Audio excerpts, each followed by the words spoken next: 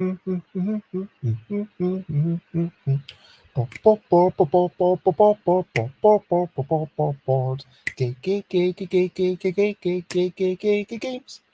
Board games. I might be talking about Board Game Arena, but I'm not gonna shout. I am going to just play through, giving opinions as I do. And some games I like, I guess that's probably true. For most of these games, I've played them more than 2 times and I've got an opinion. And that'll be something that I'm sharing. Hello, good morning, good afternoon, good whatever it is, wherever you are. 10 a.m. is UK time for Busy Beats and Board Game Leather. And yeah, I've played a lot of games on Board Game Arena. There's a slightly different camera. And I've played 590 things exactly. And 23 left to play. I'm on the way to play all of these games, except that Remember When is bugged, it seems like. It's the second time I failed to complete a game, and everything else is on the go. I'll get into that. So I wanted to first just finish all the things and have the satisfaction, even though I've officially got the genius achievement. I just want to kind of try all of them, even if I don't necessarily understand them all properly. I just want to try all of them, and then afterwards I'll go through and I'll make sure that I've won all of them and I understand them all to some depth. Because games aren't there just to be played once and be like, oh, I've got in it. I mean, I feel like films, the first time you read it, books, the first time you read it, comics, the first time you read it, you can give a really good review. But music, I think you need to listen to that song a couple of times. Same with games. I think games you need to listen to you need to play so many times. And I think that striving for like 100 ELO or actually participating, engaging with that decision making, not just clicking through randomly, but really thinking, okay, these are the things I can do, these are the things I can't do. So, I mean, Board Game Arena begs the question of at what point do you really understand the game, because you can't just click through totally randomly. Anyway, recent highlights, living life and seeing the sights, recent highlights, playing games and other delights. Recent highlights. A lot of Tintin. I've been reading a lot of Tintin.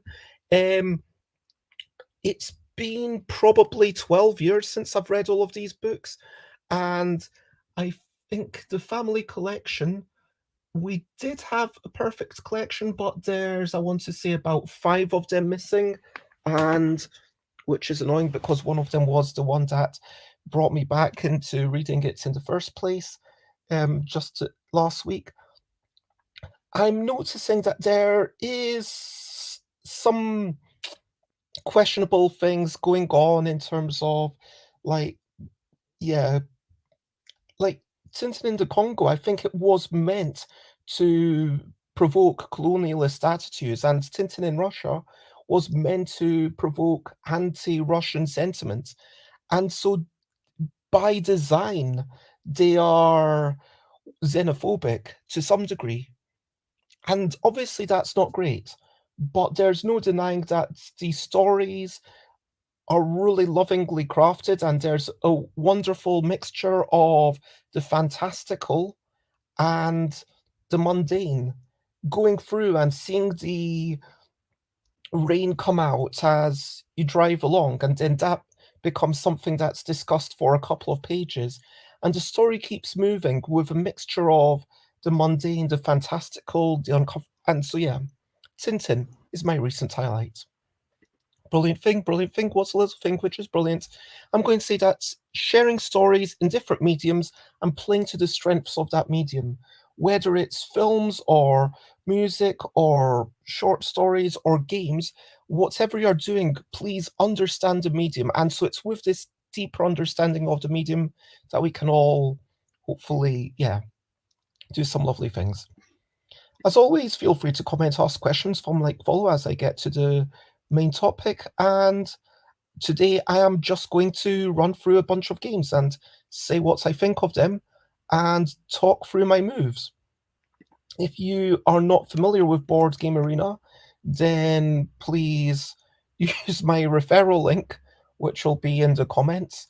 And yeah, join me, and I will see you pop up on my referrals, and I'll send you a friend invite, and maybe we can chat there and play some games together. Now, so I've got a lot of games in progress. I've got like 72, all of these. And before we get into games, I just want to talk about the Game Guru system.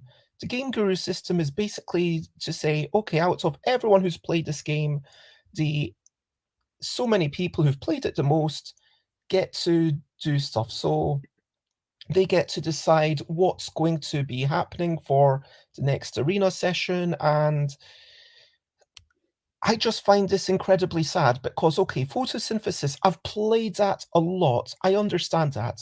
There was a time when I played linkage like 12 times, maybe more in a day, and then afterwards I was Game Guru. Okay, that makes sense.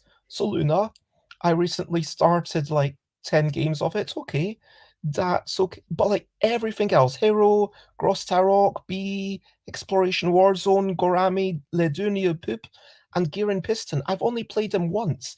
And this was just part of my play everything on Board Game Arena. So to have me, who's only played it once, be it just reminds me that because there are so many games on Board Game Arena, a lot of them fall by the wayside to the point where if you played any of these games once, you too could become a game guru, and that's incredibly sad to me. Anyway, and hello, Xate, it's lovely to see you. I hope that you're generally well. So yeah, I'm just going to, because I didn't have another idea for a topic. I already am a game guru for all the games. Is that because you're hard-coded into a thing, because you're the community manager, I guess? Because you want to keep an eye on everything. Yes. Yeah, that makes sense. Anyway. So, Vektorace. This is, I believe, a game by John Yanni, who's more famous for Hive. And I've seen this in real life a few times, but I've never actually played it until I tried it out on Board Game Arena. It reminds me vaguely of, so if you like the real life measurement and placement of X-Wing and Wings of War, and you're just thinking, you know what, I want to do that, but without the combat. I want to do this measuring with real life, bits of cardboard and gauging how far I need to move. This is a really good thing. So each turn you're placing your stick. So I'm in gear 5, so it's basically worth 5 little hexagons. And then afterwards you decide whether you want to boost. If I were to do the boost, which I'm not going to, but like, then you would be able to move extra. And then the other decisions you've got says, okay, where does your car go at the end? And every turn you're allowed to move up to 1 turn. So like you're moving 45 degrees potentially. And you're analyzing how am I going to take the turn, keeping the maximum distance. So of course I'm going to put my car on the inside of the turn. That's like a no-brainer. And I'm not great at this. This is like a very skill-intensive game where you need to understand the skill of being able to measure things with your eyes. And now I need to think, okay, do I go 4? Or do I actually go 3? Because I've got, this is only a 1-turn, a 1-lap race, and I've got my free brakes, and this is where obviously my car is pointing up. Confirm. So there we go. And So, like, I could shift down suddenly to 3 so that I'm taking it a little bit tighter off the top, so I go down to 3, and then maybe I go up to 5, and that's using one of my breaks, but I've got 3 breaks, so it's totally okay. Or alternatively, maybe I play it safe, and then I go to a 4, and then I go to a 5, but I'm not going to win if I just play it safe, so I think going to 3 is, like, the way to go.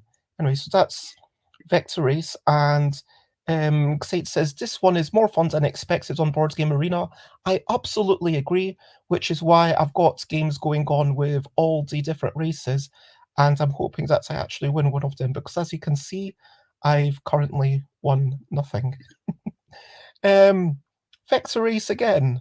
So the other version seemed, yeah, whereas the other one, it had a clear, okay, this is where you're going in, this is where you're going out. So with this map, it's kind of a oval with one dip in, and I made a terrible move last turn. I'm in gear 1. I mean, concede a race. You know what? I probably should concede a race, because I'm just doing this really badly. And what I'm thinking is I'm going to use a whole bunch of boosts to go up to 3 or 4. Now, if I go forwards here, each time you move, you can slip down a little bit. So hopefully, if I slip down, I can move without having to actually angle myself. Because obviously, if you angle yourself, you're losing a bit of distance. At this point, I've probably lost anyway, but let's go to 3 and see what happens. And I guess I'll find out in a day tomorrow. And Xate says, "Sorry, this is too much work-related content for me today." That is totally fine. And I will say goodbye, or thanks for lurking, and I hope you are generally not too bad. Paris Connection. I played this once in real life, and just once on Board Game Arena. So this is my second Board Game Arena game, third game total, if you count digital and physical as equal. There's a bit of a memory aspect, which I will say that turn-based, like, having the lot, memory stuff is really difficult to do on Board Game Arena. I mean, given that people can take notes, especially turn-based, how do you even enforce that? It's not really viable. It feels almost like, well, not quite, but almost like the folly of doing double turn-based. You've here, it's a fairly simple game of increasing the values of these train companies, swapping your train companies around, and trying to have the most total value. So here, as you lay down track, each one of these cities will give you 1 point, or maybe 2 points, or even 3 points if you get all the way to Marseille. Sorry, 4 points if you get to Marseille, which is really unlikely. And so you can see that currently the Gare Saint-Lazare is worth 10. And there's no more of that in the market. That's a really high value train. And I feel confident about that because I've got the 5 trains. I started with a few. I did end it. I did know that other people were going to be able to grab it at the end. Now I want to make sure that I've got 20 companies. I want to probably trade at this point. It's the black that's going out of fashion. It's the black that's clearly going to run out quite soon. Hello, J Fool's Guard. I hope you are generally well. But at the same time, the black's only worth 2. I mean, people haven't been doing that much with it. Like, they could have moved it down to Dijon and then, into this little lucrative area. But people chose not to do that. So do I trade for black? Do I swap for brown just to make sure I have some diversity? Do I get rid of one of my black because it's looking a bit rubbish? or do I build track and try to influence the... So every time you try to influence the values of stuff, you give up the opportunity to derive value from just owning shares. And it's a really simple, intuitive game. I think that this is one game that after I played it in real life, I thought, this is brilliant. I want to get this. And for whatever reason, it was like always a bit more expensive than I was willing to spend. But you know what? I am going to trade one of my blues for two of the blacks. Let's keep that black running out, and then I can trade those blacks for other things, like maybe getting the browns under purples. We'll see what happens with them. So it's almost a question of, are you going to influence the market and then have less control over what you personally have, or are you going to control what you personally have and have less influence over the market? Paris Connection. This is fantastic. So this is a highly recommended one from me. And I'm glad to hear that you're generally well. So yeah, Paris Connection. Let me get rid of my little name tag. If you don't know my name, then what are you doing here? Legendary Inventors. So Blaze told me to play this. I'm trying to work out if I like it or not. I won my first game, but I don't feel like I made many strategic choices. And Legendary Event, honestly, this is kind of fallen. I'm currently, for me, this is a 5. I'm just going to say Paris Connection, by the way. My gut reaction is 8 out of 10. Legendary Inventors for me is like a 5 out of 10, and I could like it could move up or down based on future plays. I think it's perfectly fine. It's area control, sort of. So if I use Hypatia, then if I were to select Hypatia and then select, for example, disinvent the cave paintings, then Hypatia would add one. Oh, the light bulb is called physics, and the bottom is mathematics. So Hypatia would add one physics and one mathematics. I'd have two cubes there, and the only thing that matters once the thing is finished is who has most cubes and who has any cubes. So the person who has most cubes gets to choose one of the rewards, and then the person who has any cubes gets to choose another one of the rewards. So actually, like a lot of area majority games, having just one thing on everything is actually a really good strategy, and sometimes, depending on the relative values, bothering to go for the majority might not actually be that valuable. So let's look at the wagon. Once this is completed, you can get one of three things. It's always one of three things. You can either get a card, or you can get one of these little circles. The little circles don't have tooltips, but I mean the ones that say 3 and 4. So if you get the card, there's two ways that you score. Firstly, the red ribbon. This is 1 point. Secondly, the blue number.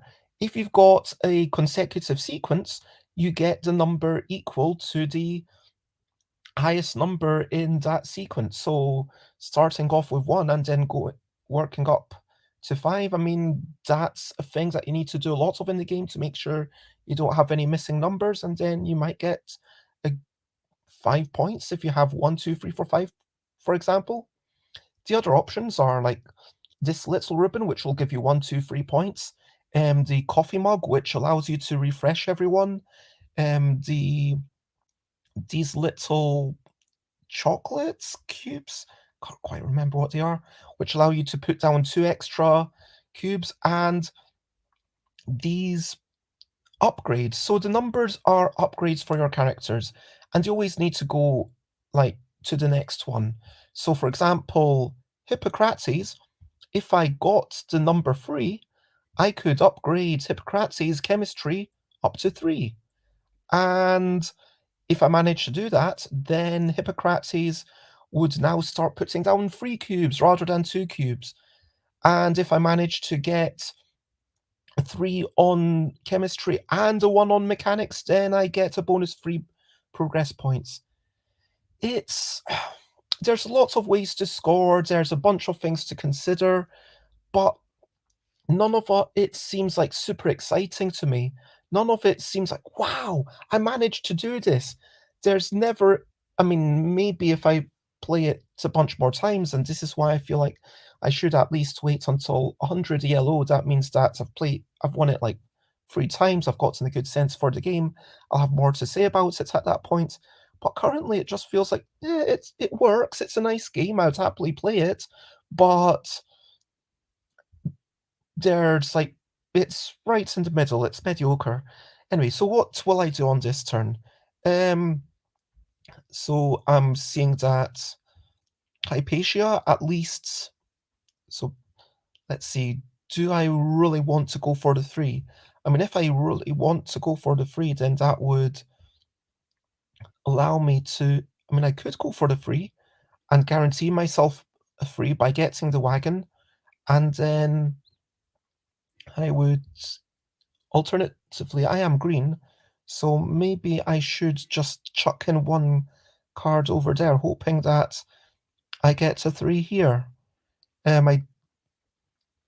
Most of the cards currently have 5 things on them, so if I were to, yeah, you know what? I am going to upgrade this to a 3 and take the progress token off 3, and yeah, I'm going to upgrade Hippocrates straight away up to 3. But I guess I'll do that on my turn. But yeah, that's that. Oh, couple. I'm very biased about this one. Um, so, huh. So I feel like couple. So it's one of the games for the L deck, and I and you're moving cards around, so you can click something and then I could move it to anywhere else. Alternatively, I could take one of my cards and put it anywhere in my partner's hand. Alternatively, I could claim a word like torn, and or I don't know if mourn is a word, and you can move the cards up and down. That doesn't take an action, but you're using exactly 1 letter from each card, going left to right, starting anywhere in your line. So if orb was a word, then I could claim that. Your words need to be at least 4 letters long. Your words score the length -1. At the end, you need to be perfectly matched. So at this point, this is my final turn, and then my partner is going to get 1 turn. And as sad as it is, I don't think there's anything useful for me to do. I think that I just want to make sure that they've got the word soar, and oh, they could have sorer.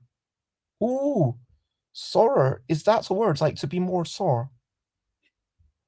Reset selection. Yes. And so if I go sorer, like, then I can go back to doing torn, because if they got to 4-letter words, they would go up to 10 points here. But if I claim torn, I'm going up to 11 points, and I'm just going to mention sorer. Yeah, that says the word we are going for. It's all about seeing those things. And yeah, couple. So again, this is my penultimate turn. So what letters do I have? What can I could make hose or noise. If I make noise, then I'll have 9 points. It feels worthwhile me doing that. And with that 9 points, I'm going to give them will, so they can also equalize on 9 points. Again, it's all about the equalization. With couple at the start, you're just making the biggest words you can, and then later on, yeah. So yeah, my partner is playing in English, even though they're native language is Spanish. So obviously it's a little bit tricky. And here again, we were on 8. Oh no. Oh no. Oh no. Oh my gosh. I can't undo. I totally messed up. Oh no. Mamma mia. That's sad. I totally had a brain fart.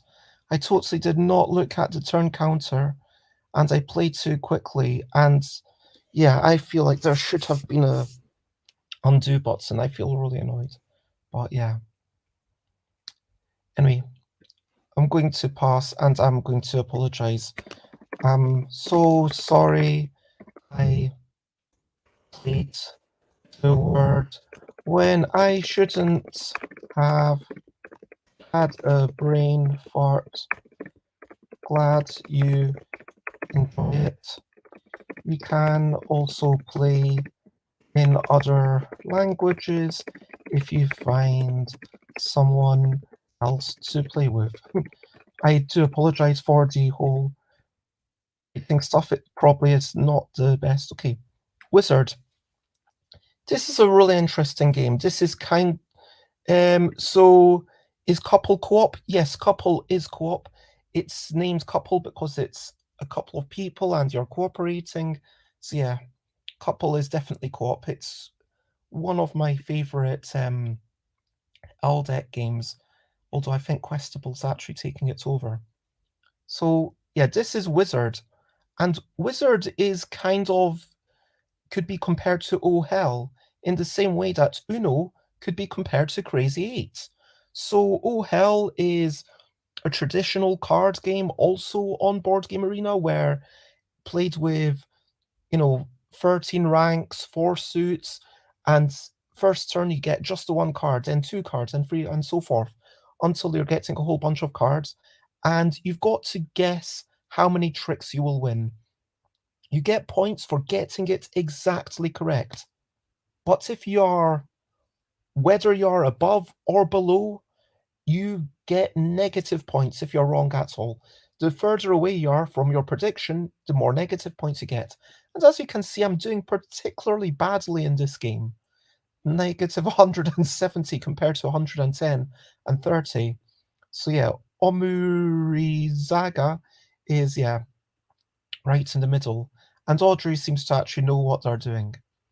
So I've bid 5, and I'm hoping that maybe a 10 of yellow will be enough to win the trick. Now, most trick-taking games, if you go a little above, it's much better than going a little below. For example, Spades is almost the archetypal trick-taking game, where it's a case of, yeah, you know what? I'm going to go for I could win 4, I could win 5. I'm going to go for 4, because if I win 5, it's okay. Now, because of Wizard and oh hell, either way, I mean, Wizard is basically the same, but just with custom cards and special Wizard cards and the Joker that does, and like more suits.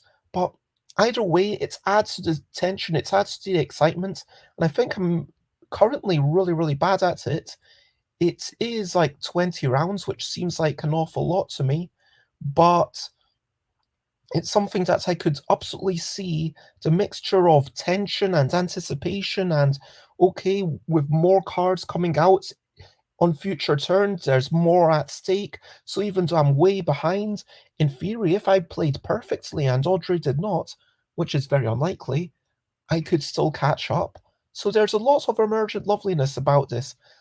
But yeah, I'm going to give it like a 6.5, but like it's more because it's just I'm not a fan of games with this amount of luck that take this amount of time.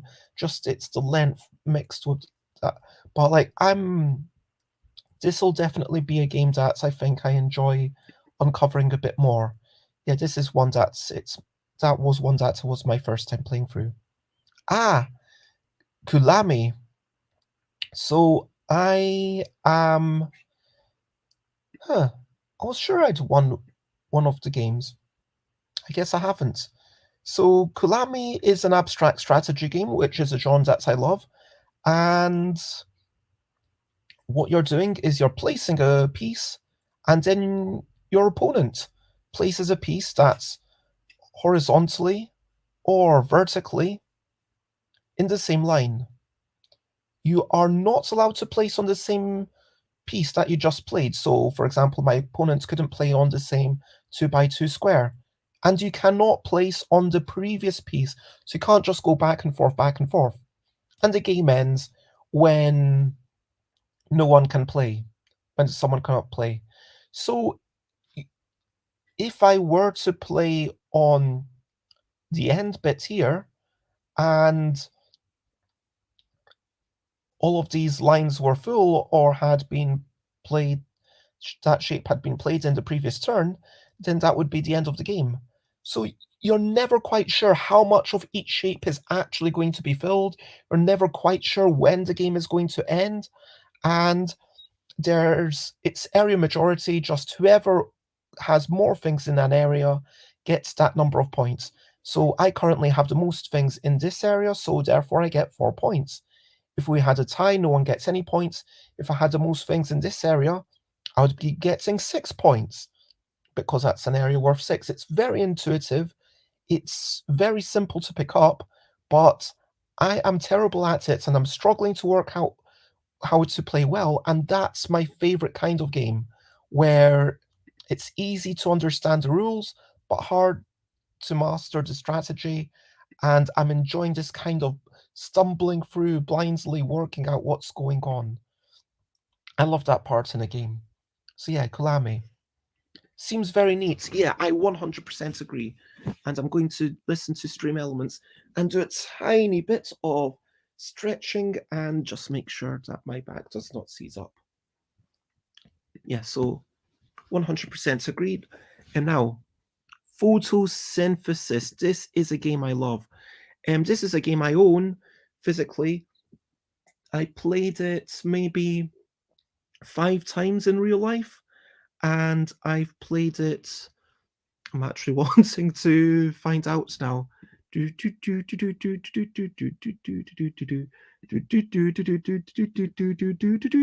played it a good number of times. I've played it like 19 games on Board Game Arena, 17 victories. So apparently I'm quite good. And I always thought that I mean, this is me bragging, humble brag. I thought I might be quite good because I played it like 4 times in real life and never lost. And I've still never lost a 2-player game. Arena mode is currently 3-player for some reason, but which kind of brings in politics. Anyway, so this is an arena game. And for those who don't know photosynthesis, it's an sort of engine building, perfect information, grow your trees get light, and it's all very slow. I mean, trees take time to grow. So what you're allowed to do is, at this point, I could grab a medium tree to build up this little tree into a medium tree. Like you can see, it's got 1, 2, none of them have 3 things yet. It's too early in the game. This is turn 3 of the first round. So turn 3 out of 18. And in one turn, you can spread a seed. In another turn, you can grow the seed, which is definitely what I'm going to do. In another turn, you could potentially grow the seed, grow the tree bigger, and then in another tree, you can grow the tree even bigger. Now, we're playing with hard light, which means that if something is in shadow, you can't do anything with it. Sucks to be you. And it's about denial. So by growing this tree here, I have made life difficult for green. I mean, you can see that green's doing well with 2 height 2 trees. So trees get an amount of light equal to their height if the sun is shining on them. So each turn the sun rotates, so it's go gloom, gloom, gloom, gloom, gloom. That's the noise of sun apparently. And every time that I'm doing this, I'm thinking about the next turn. So next turn, I'm going to be getting light for all of my trees, and this little green seedling will not be able to grow. And then I sit here going, wahahaha. If you are far enough away from a tree, or if your tree is bigger than the tree that's casting the shadow, then you're still able to do stuff, because bigger trees are obviously not in the shadow of smaller trees, but the whole game is about planning ahead. There's no surprises, there's no randomness, and that's something that I love. As I've played it more and more, I do feel like there is a very dominant first move, which is to play in this corner where green has gone. There is, some people argue that going right to the center is a big advantage. I think it's an advantage, but not a super big advantage. I think it's all about being flexible, about adapting to things, about thinking about the future. And that's why, for me, this makes me feel almost like a tree. I mean, I don't know what trees feel like. I don't really talk to trees, but it's kind of like, thinking about that long term, slowing down and thinking about like the different directions of the light, and thinking about, okay, I need to be flexible. It's not just doing this, but it's about adapting to the people around me. And that's a lovely thing. Now, the one thing I don't really love about photosynthesis is, at the end of the game, the way you get points is by chopping down your tallest trees, and that just seems a bit sad. Like you're chopping them down and then they go. And at the end of round 2, so like around turn 12 out of 18, that's when the board is at its busiest. Like right now, we've just started, we're growing stuff.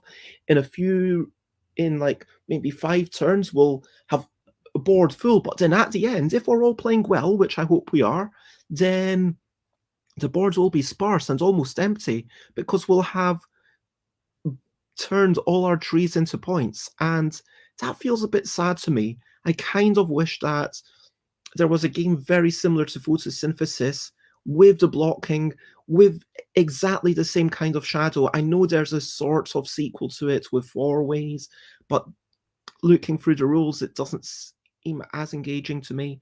And just a couple of small tweaks. Like for me, the buying things off this and then spending light again to grow seems a bit finicky. Like, I understand it adds a decision point, but I've never felt like that decision point is the crux of the game. I've never felt like that's really adding enough to it to counteract the complexity of the initial teach. I've seen so many people struggling with that, and I wish it wasn't part of the game. I wish it was just, here's your board, here's how many points it costs you to put these things onto the main board, and that would make it more accessible. I also wish it was, at the end, you get points for all of your trees that are on this main board, although admittedly that would mean that it would get more and more locked down, but maybe that's okay, and maybe we could go even bigger. I don't know. But yeah, I would like to, and like, yeah, maybe like a little victory points on each of those things. And I could just imagine like a reimagining of this, which I think would have that, oh, at the end, we've got this beautiful board. And I love the mechanics. I love playing this through, but it's that slight difficulty in the teach and the slight unhappiness at the final board setup that brings it down to maybe an 8.5. I still absolutely adore this game, but it's, yeah, those two things are, yeah. Oh, and I'm ending my turn. And everyone got light. Yay, I got the most light. 4, 5, and 4. I'm doing well. I'm winning, maybe. I'm not sure. It's also matters where you are. I mean, I am the only one on the center, so I think I am winning. We'll see. I mean, anything could happen. Yeah, but photosynthesis. Yeah, soloist. I'm not going to say much about this. Like, I don't. Yeah, it's a trick-taking game. I don't understand it well enough to really separate it out from all the other trick-taking games. I'd have to play it a lot more than I currently have. Ooh. Returns? Ooh, that was a great idea. I'm glad that we have the chat. Returns is a great word. I mean, that's 4 points. That's putting us equal. You can see how our little player thing went. And I've got to think, okay, what would be a good word for them? So again, in couple, it's a balance between making words, wanting to make the longest words you can, but then so there's 2 things to balance, I would say. Firstly is you want lots of cards to be able to make longer words, but if you have more than 8 cards in your hand at the end of your turn, you lose. You both lose. Everyone loses. The other thing is that you want the most points you can, but you need them to be balanced. So there's these 2 things that I think kind of make it kind of interesting, where you've got to sort of work out the balance of them. Again, I'm very... Oh, I've got FUD. That's a word. Could extend that to thunder, potentially. And this could be lively. Live. Oh, do I have... No. But if I gave an I and we got an E, that could be lively. Is it worth doing that? L-I-V... Wait. E-L-Y. How do you spell lively? I need to double check. Lively, lively. I just want to check. Lively, lively. Yes, it's L-I-V-E-L-Y. That was correct. So let's go with, yeah. Then I'm giving up the thunder. Can't you use one of their eyes? Well, I could. Oh, there's an L here. Oh, I could have moved that to L. That's a great idea. Yes, I'm moving that to L. So that's lively. And yes, that's much better. Moving you towards lively. Just so that they know what I'm doing. Yeah, and I think it's really interesting, like the way the L deck works. Just having 2 things on each card, it increases the potential things to do, like almost exponentially. Because suddenly, if you've got like 5 cards in your hand, it's like you've got 10 letters. So there's way more permutations with 5 cards in your hand than in a typical Scrabble thing. But yeah, thanks for the pointer. Oh, this is a game that has totally bugged, and I'm not going to say anything more about it. I definitely want to abandon this game because there's no way to confirm it, and I have submitted the bug. I'm not going to say anything more about that. I've not managed to play a game of that yet. Ultimate Tic-Tac-Toe. This is a public domain game, and for those who don't know Noughts and Crosses, where have you been? I mean, Noughts and Crosses is one of the best games for small children, and it's not a game I would play as an adult, but as a maybe 10-year-old, as an introduction to planning ahead, to thinking ahead, to working out what's going on. Noughts and Crosses is brilliant. Now, Ultimate Noughts and Crosses takes Noughts and Crosses and makes it interesting for adults. So the way it works is kind of like Nanga Parbat, if you've played that game from Dr. Finn, and wherever you go on one little knot, so there's 9 games of Noughts and Crosses being played simultaneously, and wherever I go determines where the next person goes. Unfortunately, I am not red, despite my preference. They have been red, so you need to remember, I am actually green. As you can see, they've won the game on the top right, and the ultimate goal of the game is to win 3 games in a row. So if I were to win this game by going in the center, then that would mean that they win that game. And then sure, that would mean that I win this game, but then that would mean that because this game's already been won, then they can go anywhere they want. And then actually letting them win the center game is like not a great thing, especially since this side game there would suddenly be no way for me to win the overall game using that. So I kind of feel like maybe I should just force them into up here. Like, that feels like a reasonable thing. Yeah. I'm going to go there. And so it's all about planning ahead. And yeah, for me, this seems like a solid, perfect information abstract strategy game. If you've not already tried it, you can try it today with 2-player, pen and paper. It's very simple, it's intuitive, it's a nice extension, solid like 7 out of 10 for me. But there's also variants on Board Game Arena, which I'll get to in a wee bit. Go Nuts for Donuts. Apparently I'm also quite good at this one. It's all about the mathematics. So, I think plain is clearly the best one, and my opponent agrees. I wonder if there's ever been a game with no one taking anything. So let me go through what Donuts for Donuts is all about. There's 3 cards, and everyone picks which of these cards would you most like. If 2 people or more pick the same cards, then it's just discarded. But if you've chosen a unique card, then it comes to you. Now, on arena mode,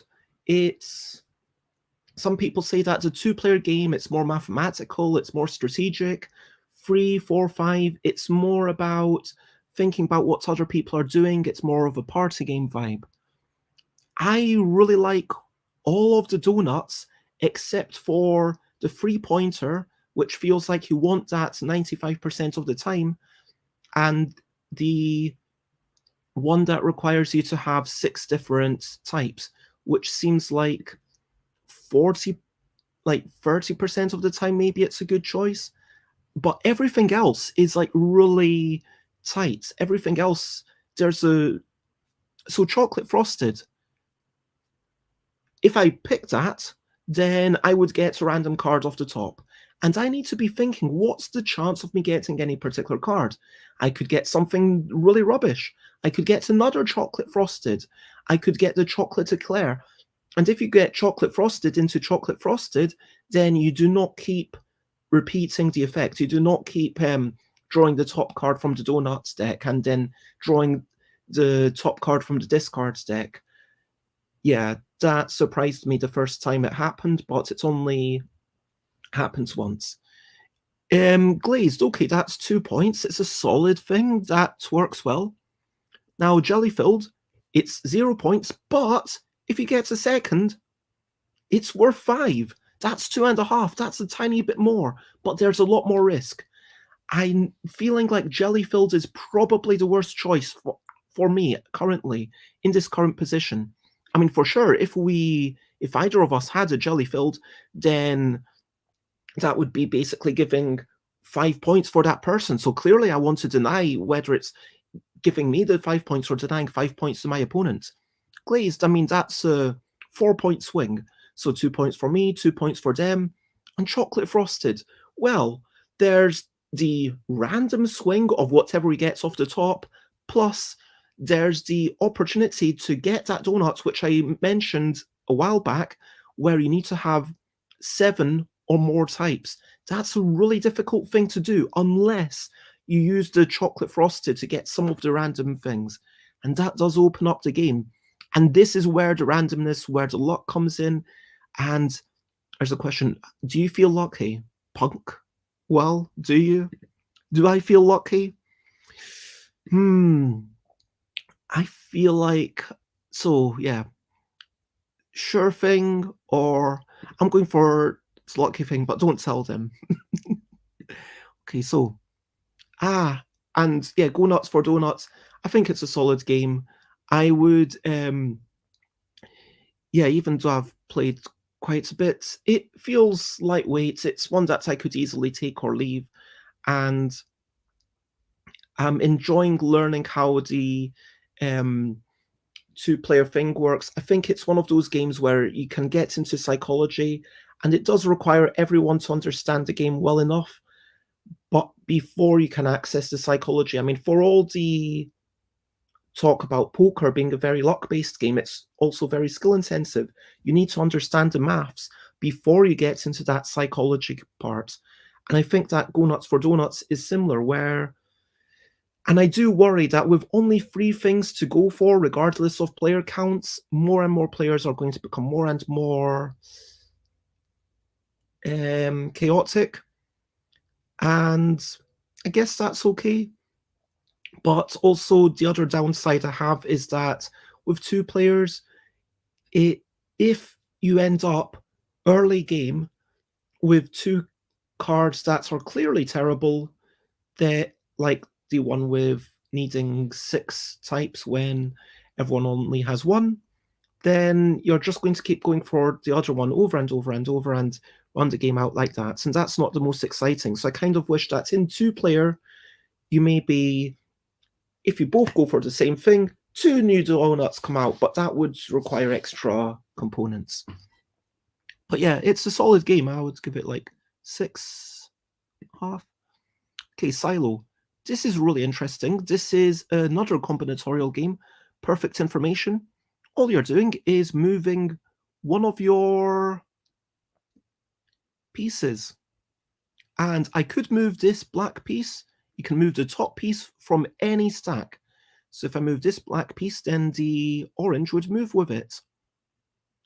I'm probably going to move this black piece, because what I want is everything to be on one stack together. And I'm really happy about having these 2 here in the middle, because that means that my friend Vegard, they're going to be blocked off fairly soon, and they'll probably move this one, and then I'll move it back, and then I'll move it back, and I'll move it there, and they'll move it there, and then I'll move it there, and then they'll need to move one thing off here, and then I'll be laughing. And there's a lot of planning ahead. For all the simplicity of this game, it's another thing where I'm sure eventually I'll understand it well enough that I'll be like, yeah, I'm done with this game. But as a game that, I think a lot of combinatorial games work really, really well for dabblers, for people who are just wanting to explore a little bit. And yeah, Silo, currently, for me, it's like a solid 8, but I'm expecting that to come down. I don't think it's an 8 out of 10 game, like long term, but currently I'm just personally loving it. If you were to say, oh, what would you give it in a review? For other people, I would bring it like 7. But yeah, I love Silo. Oh, couple. Thirsty. Oh, yes. Okay, so in this game, I should be giving one other card. So let me. Hmm. Hmm. Hmm. Now they already have Thirsty. That's great. But what am I going to get? How can I make a good word? I can see Antrone, which isn't a word. Nangru, groan. I mean, groan could be a thing. So, I mean, or honing, if we get an I, I'm going to thrown. Oh, if we got, yeah.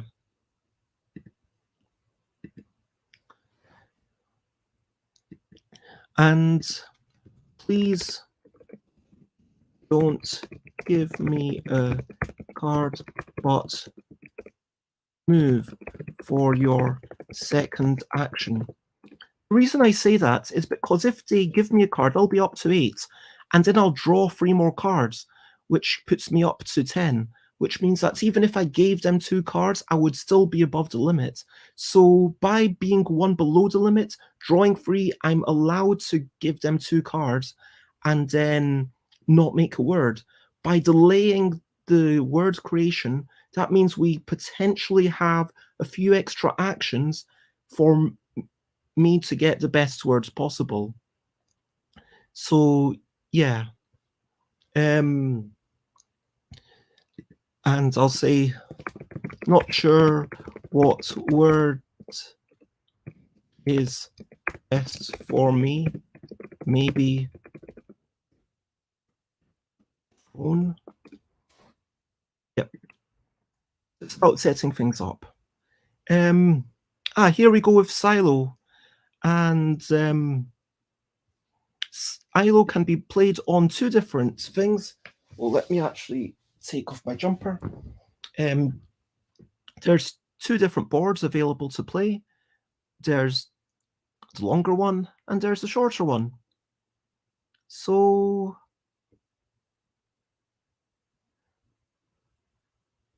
I am, this is still the relatively early game, as you can see by the number of moves that have gone up here. And one thing I wish is that you could click and replay, which you can do in basically all the other games, but not this one. So as soon as you put a piece on top of their piece, then that's susceptible to moving back. And if I put this piece onto here, then 2 of my pieces are on top of the top black one, so potentially they could move me back twice. I could currently move black back 3 units, which seems kind of strong, but then it also means that all of my future units have to go back a little further. So swings and roundabouts, it's really not obvious. I'm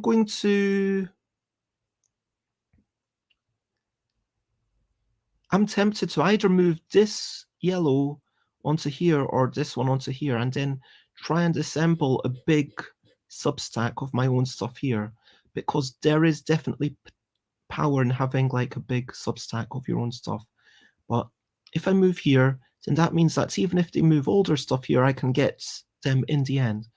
So, but they are still a little bit away. I'll do that. Okay, Squadro. This is a gigamic abstract game. I played this in real life a few times and I wasn't that fussed about it. It's probably my second least favorite gigamic abstract game that I've played. Bear in mind that I do love them all. So even though this is my second least favorite, I give it still like 7 at least. My least favorite, for those who are wondering, is Quarto, because I like to have the ownership of these are my pieces. So the way it works is you've got pieces, you move them to the other side, and then you move them back to your home base. When you're moving them up, you move them this many spaces at once. So like this could move 3 units at once, and then on the return it moves only 1. Every unit's kind of equal, so if it's moving up on the way there, it moves 3 on the way back. If it moves 2 on the way there, it moves 2 on the way back. But you can take things, and that sends them all the way back home. So if I were to click this 3, rather than moving 3, it would just jump over this one and then land in this space and then send this 1 space back. But then that's not great, because then that means that the 3 only moves here. And then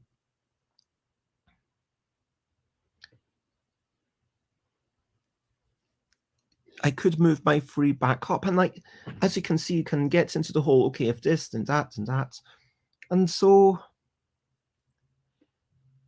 I like my 3 being here, because that is going to be really quick to bring up. I've not lost that many moves. And if the 1 comes out, then I can send it back, which I like having that possibility. I definitely don't want to move the 1, because if I move the 1, then the 2 would come over, jump over the 1, jump over this one, and move back.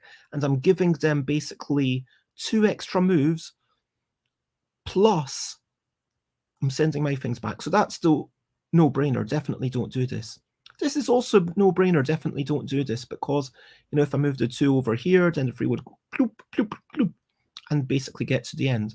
Not that it speeds it up, because 3 gets to the end in 2 moves regardless, but it is moving me back 1, 2, 3 turns. So then I've got the choice. Okay, do I move this one up? And then that's potentially forcing the 2 to come down, which might be good. I mean, I like that. Or like this 3 moves short, they potentially take me, I potentially take them, or I'm forced to, and then they either take me, which is terrible here, they're moving me back 2 turns, or I move here, which is even worse. So yeah, I'm definitely doing this one. Sometimes it's just the least bad option. But yeah, Squadro, it feels fairly simple. It's a get there, come back game, but there's a lot going on. So I'm really enjoying it. Like, oh, this is Silo again. Let me just keep building this thing up. Yeah, having a big substack of my stuff. I feel like I'm in a strong position here, but who knows? Flaming Pyramids. So this game, you put down car tiles, you need to try and get rid of your tiles, and each tile that you place down has to match the lower ones, either in number or in color. Plus, the matching, pardon me, the number has to be lower than the other 2 combined. So I couldn't put a yellow 100 on here, even though it matches in color, because then the lower 2 would crumble. If there's an invalid move, whether it's too heavy or whether it doesn't match a number or color, then the lower 2 crumble, and then you send it in one of the 2 spaces.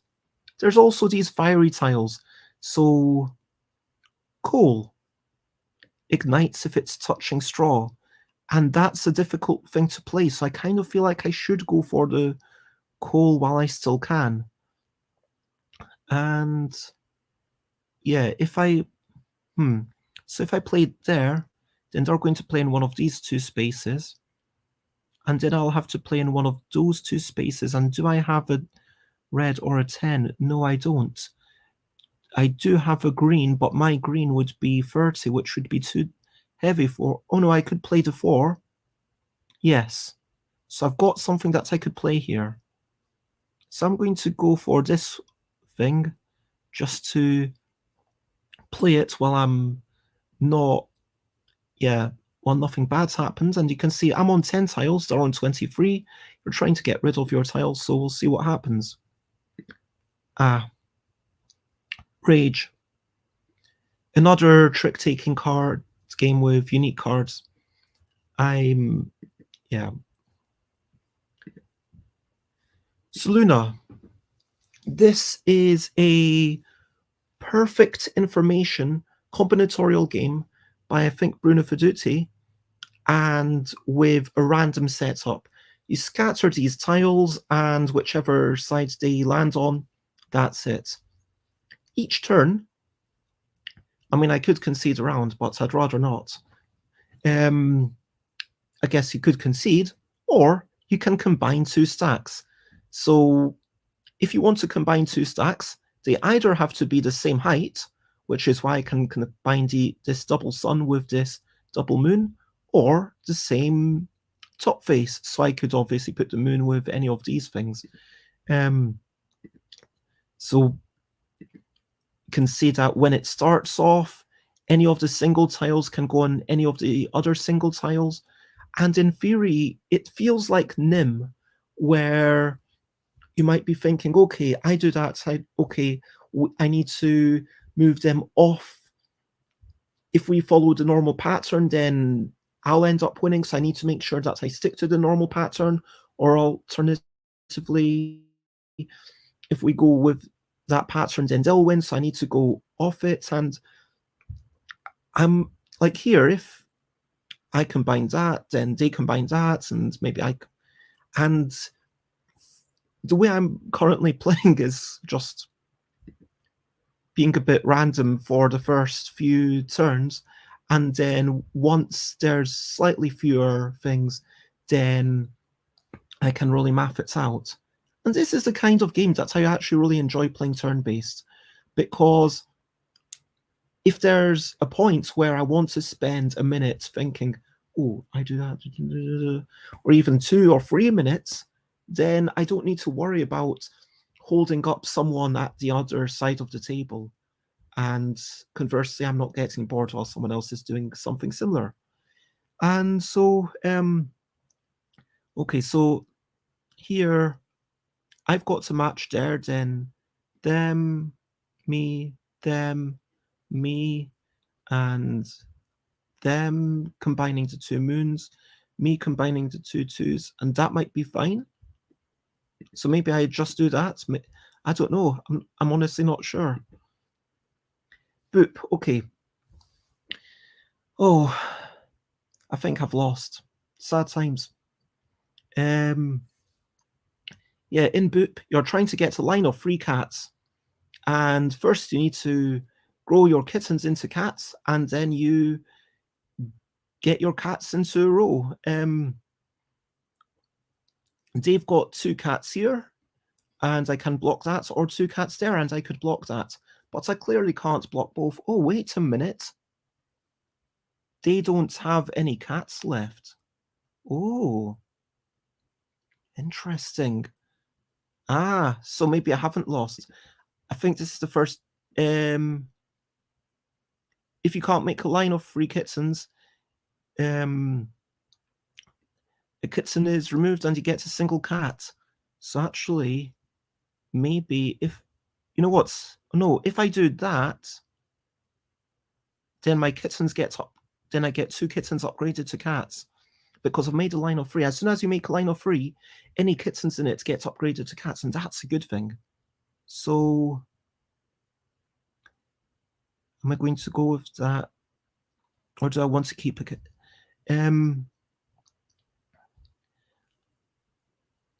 Yes, I think that works. And now they have no cats, so they can't currently win. If they had just 1 cat, they could have put their cats either there or there.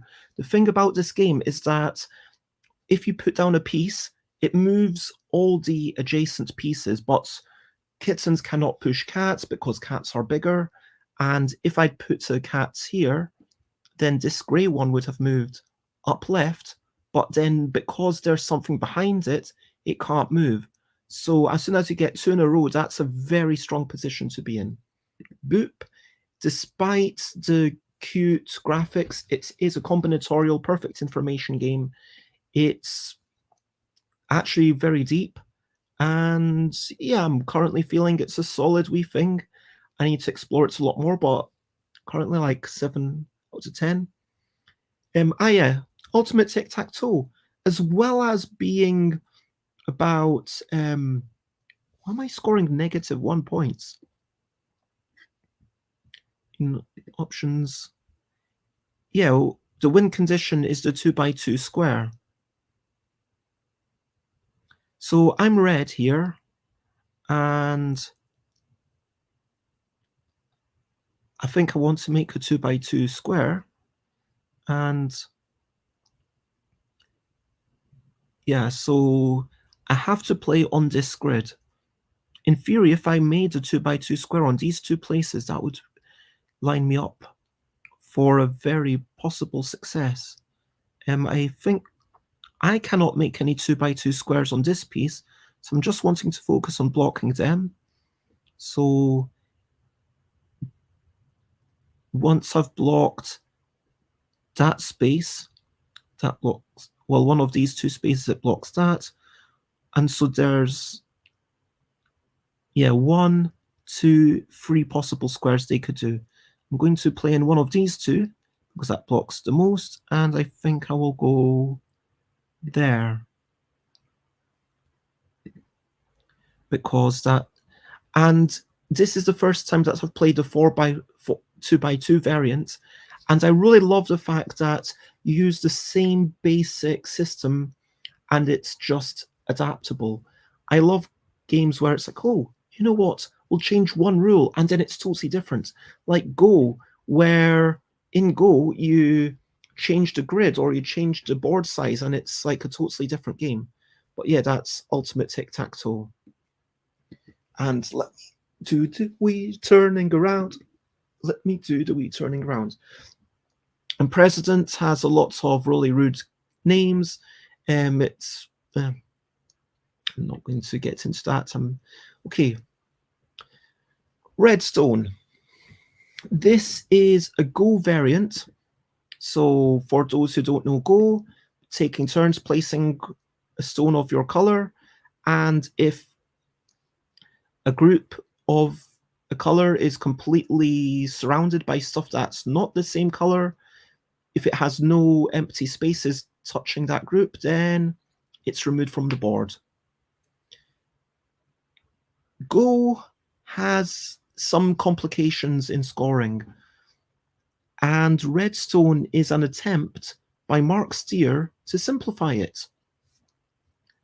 And what's going on is that this is a game about annihilation, and apparently there will become a time when you just keep filling the board. And the key difference is if you're taking a piece or a group of pieces, you don't use your own color, you use the red stone.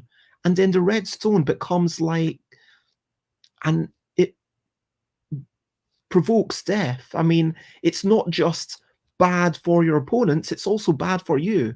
Because, I mean, if these red stones were white, then my opponents would be able to live forever. But as it is, I mean, at some point, with enough red stones, maybe something bad happens to them, I don't know. And so you keep playing, and the attack strategy is quite similar, because at a certain point, you need to start filling up your own territory, and then your opponent has to do the same. And then eventually, once you've done that, then, I mean, yeah, my opponent's got 1, 2, 3, 4 liberties, and so I feel actually fairly secure in this game. I might win. I'm doing that because, yeah, and it's because you are forced to play that you need to fill in your own liberties that this works. And so the strategies are very similar to Go, at least for a beginner like me. I mean, when I say a beginner, I understand the game. I've played like 100 games probably, but compared to professional Go players, compared to the depth of the game, I am a beginner. But once you advance like to the higher ranks, like there is, even I can feel, okay, mid-game, there's slightly different strategies that you use because of this red stone. Sometimes something that's, yeah, exactly. Oh, no, no, no, no, no. The stones you take do not become the red stones. The stone you take with become the red stones. So, it's when you capture, you do not place your own color, you place red. And either player can place red, but it's just you only place red when you're capturing. Does that make sense? Okay, I'm glad that that makes sense. But yeah, I feel like Go is the best game, probably, in my opinion, of all time. And I honestly believe, I mean, there is a chance that this might be as good as Go. There's a tiny chance that this might be even better. And I don't think that it's going to be embraced by the world because it doesn't have the thousands of years of history. But, and I've only just started playing it, so like, I mean, this is a bold claim, but this could be a 10 out of 10 game, in my opinion. And I'd be really interested to play it with the ability to give the other players extra stones, because for me, that's the beauty of Go. And part of the reason why I don't like playing Go on places like Board Game Arena, where you can't give one person extra stones. Like, Go normally is not played with fair matches. Go is normally played with, oh, this game better? Well, I'll start with some extra stones, so then we'll still have an interesting game. And that's the beauty of Go. The handicap system, the leveler. But with Redstone, if it got to the point where we were playing in Redstone clubs rather than Go clubs, I mean, it's about inertia at this point. I mean, with thousands of years of history, I don't think that people would willingly adopt Redstone. But I honestly believe that this could be better. Maybe. I'm not sure. But it's at least a 9 out of 10. And it might even like be a 10 out of 10. So like Redstone, that's like just an amazing game. Sparks. This is a weird one. It's basically hearts and spades combined, and each turn you need to decide, someone decides what you're playing, and we are playing hearts, so I'm playing as hearts, and I'm doing second best, which is quite surprising, but yeah. Oh, to be honest, I don't know what I pressed.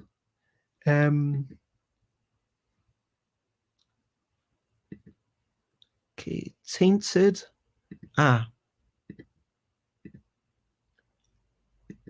Tainted is a great word, and I will give them ranted. There we go. Tucano. This is something else that I've been playing a fair bit of recently. When I played it once, managed to win randomly, and then read the rules, and it's, wow, there's a lot of maths going on here. So you've got all of these different sets that you can collect, and they all have different points. So like the Kai Berry goes 1, 2, 3, 5, 8, 13. And then the avocado, the person with the most gets 3 points per avocado. Person with not the most gets 1 point. So avocado is always brilliant. Conversely, bananas, a bit worse than an avocado. It's 2 points if you've got the most, 0 points if you've not got the most. Generally things are good. Like, this is around like, but coconuts, the more you have of it, the worse it gets. And then there's the pineapple, which is apparently no one likes a pineapple, and it's negative 2 points. So I'm currently on negative 4 points, which is clearly quite bad. And then pomegranates, if you've got the most, then they're good. If you've got not the most, then they're negative. So, and then the fig is also quite exciting, where it starts off negative and becomes positive. And also the orange, where it starts off positive and it goes 4, 8, 12, and then 0. So yeah, there's a bit of bite. There's a lot of calculation. There's a lot of considering.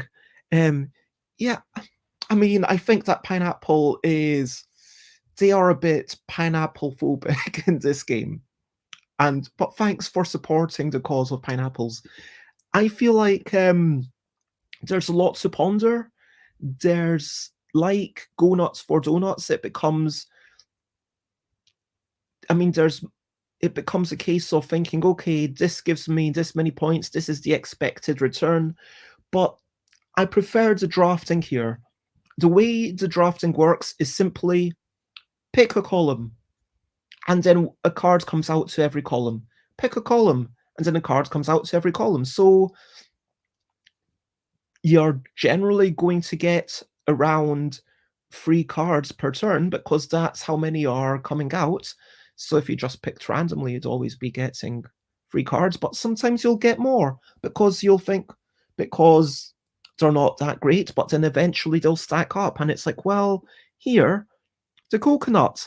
I'm getting 2 coconuts, which sounds good, except when you realize, well, they're going down in points, and I've already got 1 coconut. So that's basically giving me -4 points. So I probably don't want to pick that up. But I am getting this lychee. I mean, 5 and then 12. That's amazing. Who's got the other lychee? And then you can get to see there's only 2 lychees in the game, but that's 5 points for the first one, 7 for the second. But then you've got these Tucano cards, which the gift allows, it's like a poisoned gift. Obviously, you choose any of your cards. You're going to choose one of the bad ones. Maybe get rid of my pineapple. Maybe, yeah, it's probably going to be the pineapple, let's be honest. With the steal cards, I can steal any of their things. Oh, that would be good. Maybe I could steal the fig because they're already on 0 points, and that's got to stop them from getting the 7. I mean, if they get all 4, that's not good. Or maybe I could steal Carambola. That would put me on 3. That would give me 3 points. Oh, my 4th, that's 2, but that's not great. Banana to try and ensure my dominance, but I've already got a strong banana dominance. So, I mean, I am tempted by this column. Then this one, just gives me a flip, which allows me to protect all my cards from being stolen, and I also can't give them. In real life, it means that you can't, you aren't allowed to, you aren't allowed to look at your cards anymore. But in turn-based, it feels like a bit of a weird one, because again, I mentioned earlier how turn-based memory games are kind of weird on Board Game Arena. Well, this one's like a nice wee thing. 3 points straight up for the Rambutan, or just 3 points, no matter how many each, no matter how many you've got. And orange, it's always good unless you've got that 4th orange. You don't want too many oranges, apparently. So, do I take the orange, which is probably 4 points, and Rambutan, which is probably 3, so that's a 7 points? Or do I go for this, which is 5 for the lychee, let's say -4 for the coconuts, so that's 1 point, and then I get to steal and give. So what would I steal and give? That's the question. So if I were to steal that, let's call that about 5 points. I mean, it's unclear, but I think that, and then give them a pineapple. I think that might be the best option, yeah. Because then that's getting rid of 2 points for me. So, yeah, and I mean, if they stole and gave, then they'd be able to do something bad. So, yeah. Obviously, I want to steal first and give first before I flip everything. So I will steal. Oh, actually, maybe I want to steal the orange. Orange or fig? Let's go for the fig. And then I will give. Yep. We talked about it. This game is anti-pineapple, and then I flip everything. And now 3 cards come out, and that's my turn. So there's just a couple of turns left for that one. And yeah, Vegard seems to be online. And yeah, so this is the one game where I was trying to treat it super seriously and be like, yeah, I'm going to track all my notes, but yeah, that's no fun. And I can see why the flip is a really nice thing for the real life game, because otherwise you would be sitting there for ages kind of calculating every single thing. And so by flipping, even though it's hidden trackable information, it means that for a family game, it's like, okay, we'll play a bit fast and loose. We're not sure what's going on. See, I really don't want the lime. The lime's terrible. Pomegranate's good if you've got the most. they've got a couple of pomegranates. How many exist? 6. So, I can't remember what I've got. There's maybe I've got more bananas. I can't. If I took this, I would have to give them one of my existing cards, which is not great. Maybe I want. Yeah, I really don't want this to have to.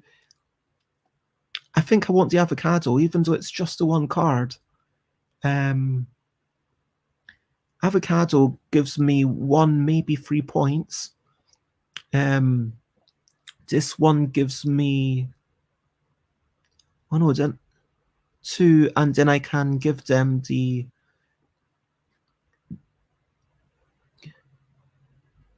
Hopefully gives me 2, and then I can give them -2. So that's a slightly bigger swing, I think. Yeah, I'll see how that works out. Oh, the rainbow card. The rainbow card's anything you want. And we're back to Vektorace with. I don't know what's going to happen if I go out with the thing, but definitely not boosting.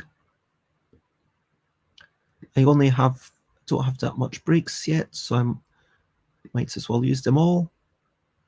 And I'm going to use my 5. Sadly, they're probably going to win. I say probably, I mean they're right at the finish line. And again, Tucano by published by Helvetic. I can't remember the designer, I do apologize. So, steal. What have they got to steal? Oh, I've already got 3 of the orange. That's perfect amount. I definitely don't want the orange. Oh, lychee is pretty good. I could totally go for some lychee. Oh, I could take the dominance of the pomegranate. Oh, the pomegranate game's a bit feisty. So, I'm thinking, do I go for that and try and take dominance of pomegranates? Or do I maybe do this one and, I mean, acai berry, so if I've got 6, it's about 2, and papaya, I don't want them to get all those points. I feel like, in terms of stealing, there's nothing amazing, but then if I don't use the steal, then they'll get a chance to use the steal, and then they'll be denying me my 4 points from that. So you know what? I'm going to steal, and I'm going to steal their pomegranate, because yeah, but then they can steal right back potentially, or take the papaya, which is pretty powerful. So yeah, Kulami, I mentioned this earlier. You can see that my opponent's online. I do like the idea of going for freeze because you're more likely to get dominance, but I also like going for the 6s just because you get more points. So with that said, I'm going here rather than there, purely just so that with the next move, I force them into these slightly smaller areas. And so it's both about where you want to go, but also where you will go. Live.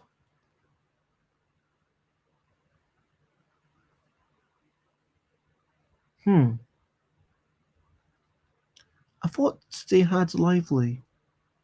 Maybe they didn't. ELY. Have I messed? Did I mess up with my previous thing? ELY.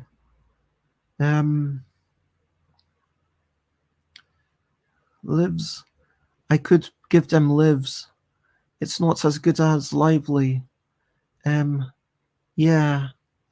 I think that I was considering this I for the I was considering the IL for the second L in lively, and that's why. But yeah, Hadn't worked it all out. Sad times, sad times. Oh, I am not liking this.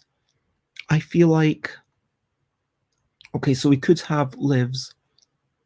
We could have live. No, I can't give them living, because even though it would be in the right order, then they'd have to get rid of stuff. And I've got thing. They've given me thing. So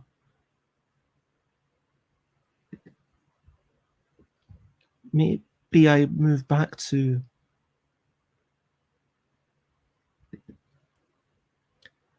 if node, yeah.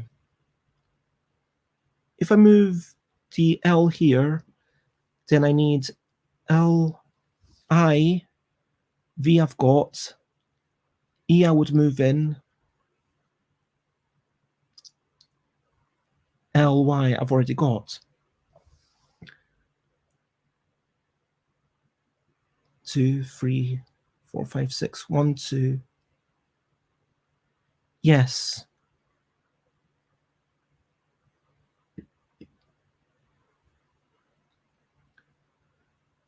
So basically, if they...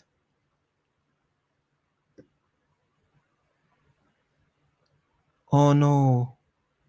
Because I needed to use that IY. Oh, my brain. This is not working well. I'm going to have a bit of this Scottish juice, also known as Iron Brew. I'm disappointed in myself. And I also wish I could undo. But I will manage to do this somehow. Okay. Okay, so I made a terrible move, maybe.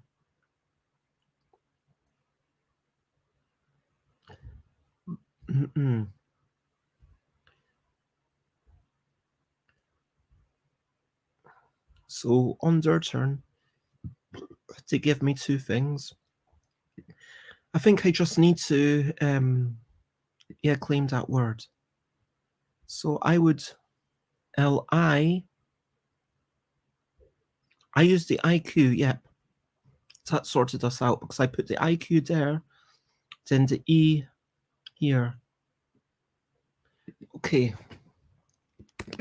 We'll get you lively with IQ and one of my E's.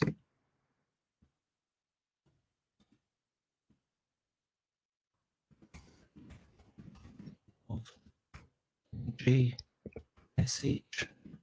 to clear the space. Yeah. I do wonder with games like that. I mean, obviously, couple is with full communication. One person can take over, and on Board Game Arena, especially because I've played it a lot more, I sometimes worry that I'm domineering. So hopefully, I'm not. And is this you saying that you're heading off? I hope that you have a lovely day yourself, and yeah, thank you for popping in. It's been lovely to have you here, occasionally chatting along. Just got a couple more games to finish. So I'm thinking, put the stars on the stars. Remember, we're either matching the tops or matching the heights. And these 2 dimensions are really interesting. And because there's exactly 12 things, then okay, well, lots of love and bye-bye for now. And I hope you have a wonderful day as well. So with Soluna, I do like the fact that it's 12 things, because then it ends up sometimes with 6 and 6, and then you put all of them into one big column, and that can be quite satisfying. But then if you've ever got 5, then you feel like, oh, it can't quite match. So there's that small excitement. but then you can only have a 5 if you are working on with stuff of weird sizes. I'm going to,